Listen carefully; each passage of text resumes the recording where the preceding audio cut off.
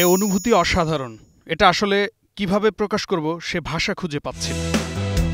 যার গানের কথায় আর সুরে মোহিত মানুষ, সেই মানুষটাই আজ ভাষাহীন অনুভূতি প্রকাশে। বলছি এক রকস্টারের কথা। হাফ সেঞ্চুরি পার করেছেন 10 বছর আগেই, বয়স এখন 60-এর ঘরে। আর এই বয়সে আবারও পিতৃত্বের ঘ্রাণ নিলেন রকস্টার জেমস। সম্প্রতি এ খবর জানিয়েছেন নগরবাউল খ্যাত এই তারকা নিজেই। দ্বিতীয় স্ত্রী বেনজিরের সঙ্গে 2014 সালে বিবাহ বিচ্ছেদের 1 দশক পর বাংলাদেশি বংশোদ্ভূত মার্কিন নাগরিক নামিয়া আমিনকে বিয়ে করেন জেমস। চলতি বছরের জুনে জেমস নামিয়া দম্পতির কোলজুড়ে আসে পুত্র সন্তান। নাম রাখা হয়েছে জিব্রান আনাম। চলতি বছরের 8 জুন নিউ ইয়র্কের হান্টিংটন হাসপাতালে দিবাগত রাত 3:30টায় পুত্র সন্তানের জন্ম দেন গায়কের স্ত্রী নামিয়া। যুক্তরাষ্ট্রে 1 মাস থাকার পর সন্তান নিয়ে দেশে ফেরা হয় তার। আল্লাহর কাছে শুকরিয়া আদায় করে জেমস বলেন, তিনি আমাকে সুস্থ সন্তান দান করেছেন। সবাই মা ও সন্তানের জন্য দোয়া রাখবেন।